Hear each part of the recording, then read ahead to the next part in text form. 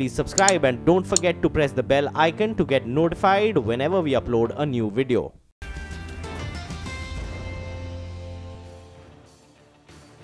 Hi, welcome back. Well, it's still a good-looking market, you'd have to say. So holding on to 11,700 on the Nifty. The mid-caps are doing better, and it's really the pharma stocks that are running away once again. Sun Pharma is your top gainer on the index right now, up almost about 1.5%, and it has plenty of other pharma stocks for company Lupin, DRL, etc. are all in the green too, up about 2% or so. But here's what could possibly dominate sentiment today. Prominent Indian origin FPIs or fund managers are gathering in Mumbai to protest SEBI's ban on Indian FPI managers. This is a serious issue. There's a lot of money at stake. The press conference at 12:30, but Surbhi is here. She's also going to be attending that press conference. Surbhi, what are the demands? Well, this is something that we have been following up for several months, and the whole problem, Sonia, began in early April, 10th of April, when SEBI decided to come up with a circular that essentially says that if you are a person of Indian origin or an NRI, they can't be managing foreign money overseas. The concept of beneficial ownership was introduced, or a lot of the FPIs were told that they have to declare who is the beneficial owner of that trust. There are thresholds. So anybody who owns more than 15% of an FPI trust becomes a beneficial owner. Anybody who owns more than 25% of a company, if the structure is a company for this FPI, they become the beneficial owner. Now, so the issue is that once beneficial owners have been declared, they cannot be people of Indian origin. And this has the entire international investing community, the NRI investing community, up in arms, because they say this is highly discriminatory. We're talking about roughly $75 billion that this group of Indian fund managers overseas are actually managing put together. The government's contention has been this has been done to tighten PMLA rules. This has been done to ensure there is no round tripping. But of course, the investors saying that there has to be a different way. You can't simply put a blanket ban, because this, as they say, Sonia, actually is almost racist. That you're saying just because I am a person of Indian origin, I can't manage the money, but a foreigner can. Oh, absolutely. Well, there's been a lot of anger over this entire issue. Let's get Sudhir Kapadia of EY, who joins on the phone line, so we'll know what what the takeaways are later in the afternoon when that press conference is. But what do you think the realistic solution to this problem would be? Yeah, I think there are two or three things here. One is that I think the objective, ostensible objective, is to try and curb round tripping, money laundering, etc. And I think there are enough tools and external legislations which are available with the government to deal with that situation. And most importantly, globally now there are a list of recognized jurisdictions which are compliant with money laundering norms, etc., which India can tap into. For example, at the OECD. So the point here is that trying to get specificities like this and trying to say that just because there is somebody of Indian origin involved in management of an offshore fund, that would be restricted, as you rightly put it, is resulting in actually a reverse discrimination and preventing talented people of Indian origin from taking up these positions, which is obviously not the intention. And in fact, when this was pointed out to the Ministry of Finance, it was readily agreed that amendments should be made. In fact, amended draft of the circular has also been shared to take care of this anomaly. So one is hoping that the ministry considers these representations seriously and quickly. So, Sudhir, just a quick follow-up question on that. You've been, of course, a party to a lot of the deliberations that are ongoing. What can be a workable solution? I mean, one of the carve-outs which the current circular offers is that if you're a fund of fund, basically, if you are an FPI managing other FPIs, then you can have an Indian person heading such an entity, but not an FPI that is directly investing in Indian shares. Is that something that could even be tenable at all? No, actually, again, why restrict it to, that leads to more layering, right? Why restrict it to fund of funds when you want to have simpler structures? And, my view is that, again, if it's a policy objective, what is the policy objective? You have individuals today who are tracked for any kind of, financial wrongdoing. You can ensure that those individuals are not involved. Everything is now subject to KYC, etc. And then you say that, okay, we will allow, as you rightly pointed out, in a fund of fund scenario, there is no policy logic here. And why encourage, as I said, structures which get into more complications like multi-layering? So I don't think that is the solution or that is the answer. I think the language of the circular, the way it has been drafted, as I mentioned earlier, seems to be having this unintended consequences, that language needs to change. And particularly, the way the beneficial ownership has been defined to include even, some kind of control, let us say. And control is something which is bound to be there when you have a senior fund manager who is allowed to manage the fund. Then there will be some element of control he will be exercising. So I think the language is where the drafting is where it needs to be corrected. So I don't think the solution is very difficult. Once the principle is accepted that this is leading to unintended consequences, I think it's quite easy to find a solution in the drafting. So if the solution is not difficult, Sudhir, why do you think there is such a delay? I mean, the government and the SEBI have repeatedly said that they will bring about some changes, but it has been really frustrating in terms of a wait for so many months for, these foreign portfolio investors. Why do you think such a delay has been, has been seen? And do you expect any resolution anytime soon? I think so. It should come quickly. My point is that I think what has happened is that because we have had, I think, in the last 6 months, so many changes on many issues. If you remember, we had some weeks ago this whole issue of high-risk jurisdictions clarification, which came from SEBI, that they seem to, withdraw that and said no, because that was becoming very subjective. Each custodian foreign bank institution had their own list of high-risk jurisdictions or their own criteria. So that became quite an unnecessary complication. So I think that was one issue. Then the second issue was this, how do you reconcile that with, the latest thing, the expert committee which has been formed under Mr. Khan to again talk about how do we define and in objective manner the high-risk jurisdictions, and one of this is, whether they were countries are members of the Financial Action Task Force, etc.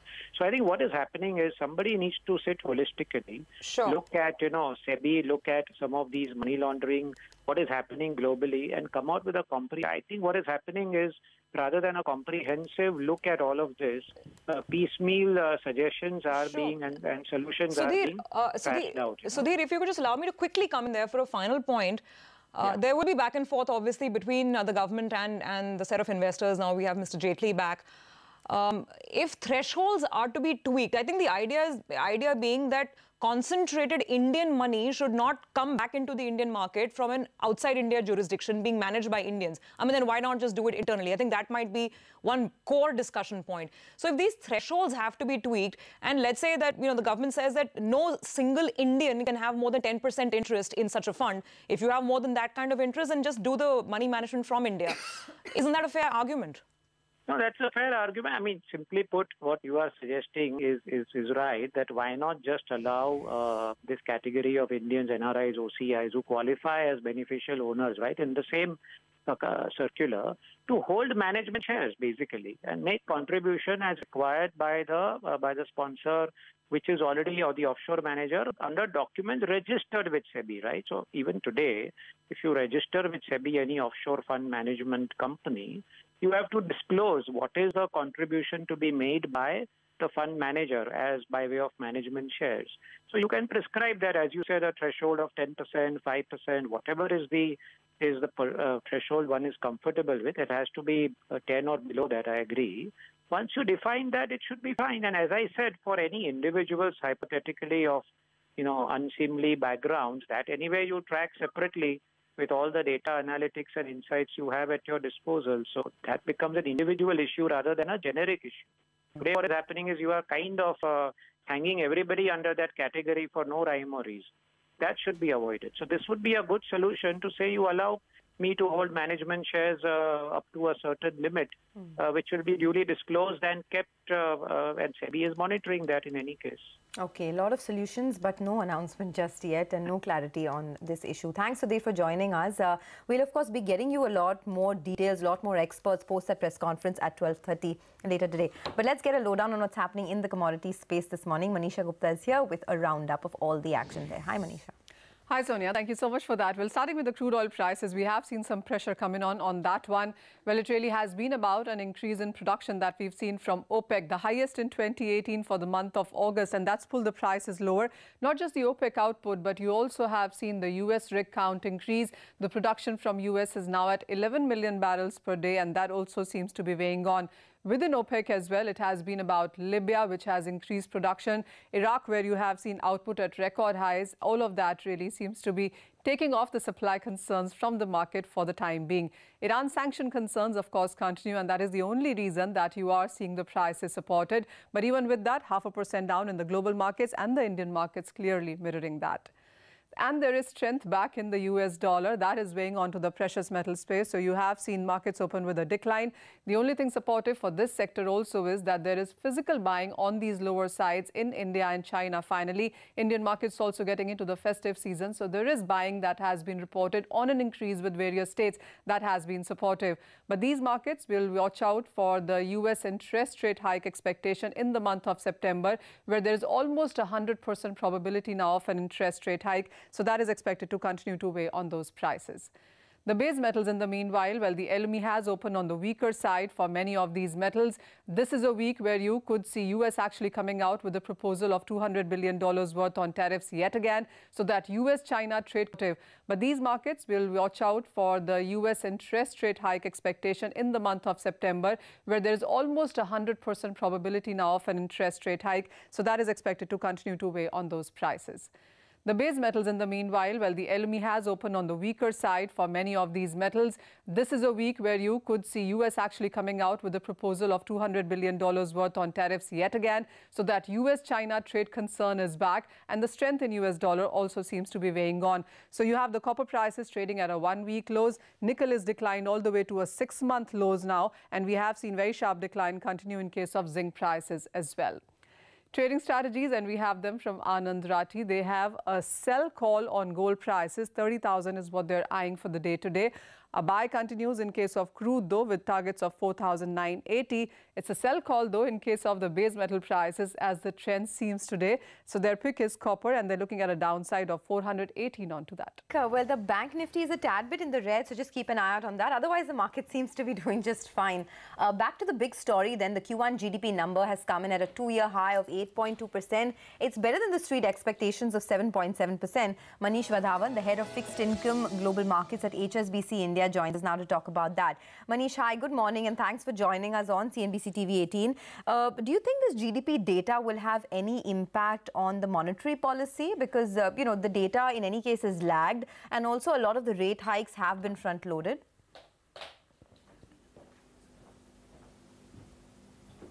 Good morning, everybody. Q1 GDP definitely has surprised us on the positive, and though it is on expected lines, but it has definitely exceeded the number what was expected. As far as monetary policy is concerned, I don't think that one quarter GDP will have an implication on monetary policy. The average GDP growth expected this year is, predicted to be between 7.2 to 7.3 or 7.4, which I think has been factored in quite well in terms of the monetary policy decisions. Manish, morning. So, how many rate hikes and what's the 10-year trajectory that you right now are working with despite this extremely strong number? Yields have already moved up, as you have seen in this year, by around 70 basis points since 1st of April. And the 10-year is just near, it's definitely today at 793, maybe rallied by few basis points, but we have more or less achieved that 8% thing. Yields are at their peak levels. I personally would feel that there is a possibility of one more rate hike in this year at this moment. Beyond that, the fundamentals in the local economy doesn't warrant more rate hikes in terms of inflation or even in terms of the GDP growth or GVA numbers. The only risk factor to this is how do we see the external account panning out. If there is further pressure on rupee for reasons internal as well as external, there is a possibility that RBI might have to react. But as of now, I would rule that out. I think it's quite stable. The macro is quite stable. it's quite falling in place, and all the risks have been factored in the fixed income markets as of now. Okay, so you did speak about the rupee briefly. What is your own estimate of where the rupee could head? I mean, we did a dipstick survey with a lot of economists, traders, etc. And the conclusion to that was that the rupee could be around that 72 level over the next 3 months. At least that was what the poll suggested. Would you concur with that view? Okay, I will just give you a breakdown to this. The overall external numbers, external account numbers have changed a bit, and as we expect the CAD to be around something like $85 billion this year because of higher oil prices and lower remittances, and we are seeing the impact in rupee. I would tend to believe that rupee could trade in a range of plus minus 2-3% from here for the next 6 months. Where I'm coming from is, if you look at the last 5 years, the average rupee trading has been around 65. This is the average from 2013 to 2018. So because of the CAD, which has been continuously there between 1 to 1.5%, rupee should have depreciated, in the logical course. But because of the FPI flows, etc., and the overall dollar weakness for the last 2 or 3 years, you saw a stable rupee. That adjustment has happened to quite an extent, and in my view, we are nearing a top as of now. The risk factors, what I see to this kind of a view is, if oil blows up beyond 80, it definitely impacts us. As far as Fed is concerned, if we get the expected hikes of 2 more hikes from Fed, that also should be factored in. But beyond that, if any kind of disruption happens, what is happening, like what happened in the emerging markets, that could trigger a larger move. But as of now, looking at our macro variables and stability in markets, I would expect rupee to trade between 2 to 3% for the next 6 months now. So, Manish, what you're saying essentially is that things are pretty stable. Even a 3% further down move from here on the currency wouldn't be a cause for alarm. You also said only 1 more rate hike this year as of now. What's the quantum of that hike that you're penciling in? First on currency, as I said, I think the major part of depreciation has already happened. And if you look at the RER oblique, what we call the RBI's currency basket also, we are moving in tandem, more or less, with the other currencies which have depreciated against USD. So it's quite in line. I don't see it as any kind of destabilizing factor. It was a pending adjustment which had to happen, is happening now. The only thing is the pace of move becomes sometimes too sharp, and that creates those headlines. But I think if you look at the big picture, it's quite in line and it's quite stable. As far as rate hike is concerned, we expect not more than a 25 basis point hike in this year. I think there may not be any reason to hike more than that in this current fiscal year. Okay, well, thanks a lot, Manish, for joining us. So that's the word coming in on the macro data, but there's one pressing issue which is impacting a huge sector in Maharashtra, which is the construction and the real estate sector. The construction ban in Maharashtra and 2 other states remains top of mind for the market. Sonal is here to bring us up to speed on all that's at stake. Sonal, we don't know yet, whether it's just on new construction projects or under construction projects. We don't have that clarity just yet. But tell us, who all does this impact and what are the total projects at stake here? Actually, not only whether it's applicable on newly constructed projects or under construction projects, there are a lot of questions that are yet to be answered, Sonia. One of them being whether it's applicable only on real estate projects or it covers the entire industry in terms of EPC players as well. And that is something that we have not been able to find out yet, and we are working on. So just to mark the news, there is a Supreme Court order which bans construction in the states of Maharashtra, Madhya Pradesh and Uttarakhand. That is related to no policy framework under solid waste management. That is why this ban has come in. I spoke to a lot of analysts who said that if this ban comes in, it'll be a huge blow to real estate sector, because currently over 4 lakh crore of inventories unsold is under construction in India, and maybe Maharashtra accounts around 10 to 15% of that total construction, and the amount would come up for you. We spoke to Mr. Anuj Puri also from Anurag, who said that he thinks that this particular ban is applicable both for real estate as well as the EPC players, and he thinks that it is applicable applicable to both private as well as state projects. He also told us that Maharashtra will account to around 10 to 15% of the total unsold inventory, and they expect that the state government will be finding some interim resolution. However, I did speak to some other people as well. They told me since it's related to solid waste management, it should ideally be applicable only for the real estate players, the residential players, but still some clarity is required on that, and I definitely will update you on that. Okay, Sonal, thank you very much for that. Those are, of course, all the construction companies, real estate companies, bit of grey surrounding them till we have clarity on that order. Look at the stocks that are buzzing around on your screen. It's a great morning, actually, for Midcaps. Great start to the week. Yeah, despite that ban, you have a stock like Oberoi Realty that's surging to the day's high. Some of the others would be a couple of these fertilizer companies that are excited again. So GNFC, RCF, some of the fertilizer stocks, it's good to have them on your radar. Chambal Fertilizers, all of the fertilizers are running up to the day's high. And the other two stocks that caught my eye, Sonia, one was Arvind and the other is Tata Global. There's so much happening in the coffee space these days. Maybe some interest is coming back even in that stock. Well, maybe time for us to go and grab a cup of coffee, right? On that note, we're going to wrap up with this edition of Bazaar. Thanks so much for watching. Trading Ideas lined up next on Chartbus.